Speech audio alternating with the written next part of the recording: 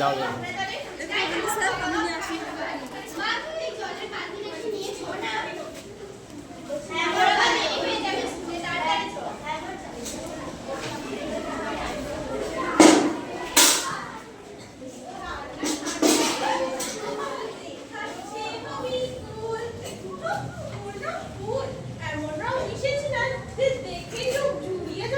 কিন্তু দাদা এরকম কি খাওয়া যাবে? হ্যাঁ অবশ্যই যাবে। হয়তো দাদা আমাকে তো বলছিল না এরকম কি খাওয়া যাবে।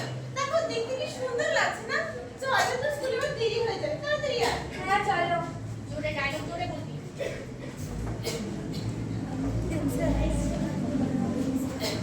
এলিনা এরা ওর স্কুলে যাবে না? চল চল যাই জানিস আমি কত টাকা এনেছি? আমার মা আমাকে 100 টাকা দিয়েছে। আজ তো আমি পেট ভরে ফুচকা খাবো। আর জানি আমি তো আমার মা বাবাকে বলে দিয়েছি আমি সব খাবো আই লাভ ফুচকা ফুচকা আমরাও খাবো। জানিস আমি কত টাকা এনেছি আমি এনেছি 200 টাকা 100 টাকা মায়ের কাছে আর 100 টাকা বাবার কাছে আর আমার বাবা তো আমাকে 50 টাকা দিয়েছে, কিন্তু তাতে কি হয়েছে? আমার মা আমাকে লুকিয়ে আরো 20 টাকা দিয়েছে। আমি এই টাকা দিয়ে ফুচকাও খাবো, বরফ পানিও খাবো। ওই দেখ ফুচকা বরফ পানি চল চল। টিফিনে খাবি না এখন খাবি? এখনো খাবো টিফিনেও খাবো ক্লাসে শুরু হতে আরে কি খাবে না চল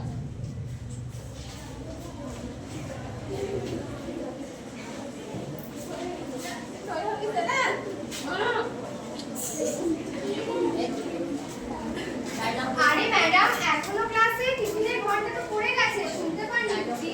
আরে হ্যাঁ একদম শুনতে পারে। চলুন চলুন। হ্যাঁ চলো। খিদেতে পেট একেবারে চুলচুল করছে। আজকে বাড়ি থেকে আমি রুটি আর পনিরের তরকারি এনেছি। আপনি কি এনেছেন? আমি আজকে বাড়ি থেকে ভেজানো কাঁচা ছোলা আর ফল নিয়ে এসেছি। আর আপনি? আমি আজকে ওটস আর সুজির উপমা নিয়ে এসেছি। চলুন চলুন সবাই মিলে খাবো। হ্যাঁ, চল। আরে একটা জিনিস খেয়াল করেছেন কি আপনারা? কি বলুন তো? আজকে আমরা কেমন পুষ্টিকর খাবার নিয়ে এসেছি? একদম ঠিক বলেছেন। চলুন চলুন আমরা দেরি হয়ে যাচ্ছে। হ্যাঁ চল। আজকে আমরা পেট ভরে খাবো। খিদে পেয়েছে। হ্যাঁ।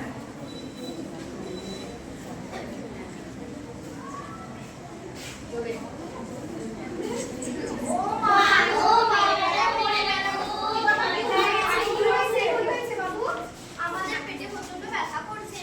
কি হয়েছে বাবু তোমার কি হয়েছে? পেটে ব্যথা করছে। আচ্ছা আচ্ছা কিছু হবে না কিছু হবে না। এই চলেন চলেন ওদেরকে স্বাস্থ্য কেন্দ্রে নিয়ে যায়। হ্যাঁ চলো যান। চলেন ডাক্তারকে ফোন করি। কিছু হবে না।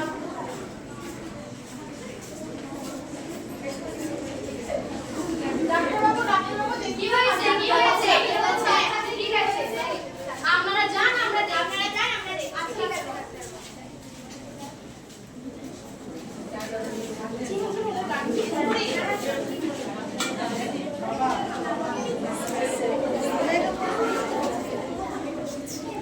কই কই আমার ছেলে কই রাহুল কই কি হয়েছে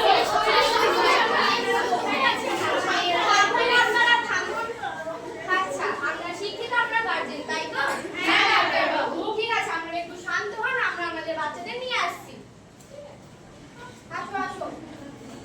কি হয়েছে কাল করে যাওয়ার থেকে কি অবস্থা করেছে আমার ছেলে এই যে ম্যাডাম আপনারা মিড ডে মিলে কি খান বলুন তো আমার সুস্থ ভালো ছেলেটাকে অসুস্থ করে ছাড়লেন আমার সুস্থ খাসি অসুস্থ হচ্ছে কি হাল করছে আমার ছেলে স্কুল আসার আগে আমার ছেলে কত সুন্দর ছিল কত ভালো ছিল আর সকালে আমার মেয়েকে কত ভালো করে পাঠালাম আর আপনারা কি হাল করেছেন আমার মেয়েকে পুরো কালো করে দিয়েছেন মুখটা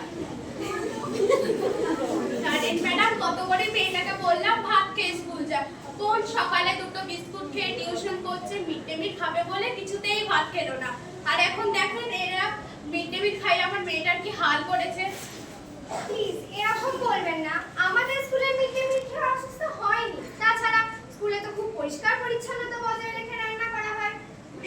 দাঁড়ান ওদেরকে জিজ্ঞেস করুন কি খেয়েছে ওরা হ্যাঁ হ্যাঁ, ওরা আমাদেরকে সব খুলে বলেছে। বাবু শোনো তো তোমার নাম কি আমার নাম রাহুল বাবা রাহুল বলো তো তুমি কি খেয়েছো আমি বরফ পানি খেয়েছিলাম হ্যাঁ দেখলেন বরফ পানি খেলে কিছু হয় সব হয়েছে মিড ডে মিলের খাবার খেয়ে নিশ্চয়ই মিড ডে মিলের খাবারে কিছু পড়েছিল হ্যাঁ হ্যাঁ হ্যাঁ, ঠিক বলেছে। না না ভুল।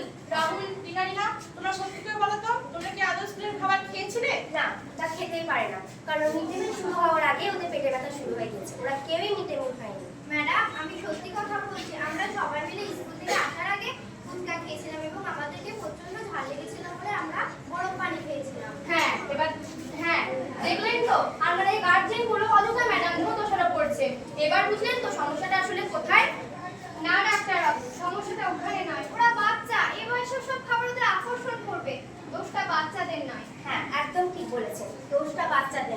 দোষটা বাচ্চাদের বাবা মায়েদের, যারা ওদের হাতে গাদা গাদা টাকা তুলে দিচ্ছে। হ্যাঁ হ্যাঁ, আপনি একদম ঠিক কথা বলেছেন। দোষটা আসলে ওদের বাবা মাদের, যারা বাড়িতে স্বাস্থ্যকর খাবার একটু টাইম নিয়ে বাড়ি না দিয়ে হাবি জাবি স্কুলে খাবার জন্য 50, 100, 200 বা তার থেকেও বেশি টাকা ওদের হাতে তুলে দিচ্ছে। শুধুমাত্র তাই নয়, ওরা হাইজিন মেনটেন করেনি। ওদেরকে দেখে আমি যা বুঝলাম। আচ্ছা, তোমাদের বিদ্যালয়ে তো শেখানো হয় কিভাবে খাওয়ার আগে এবং খাওয়ার পরে প্রপারলি হাত ধুতে হয়। তা তোমরা কি সেটা করেছিলে? না ডাক্তারবাবু। এবার থামুন, বলবো দোষ আরেকটা দলেরও আছে। কার? তারা দেখাচ্ছে। ওরা এখানে এলো কিভাবে?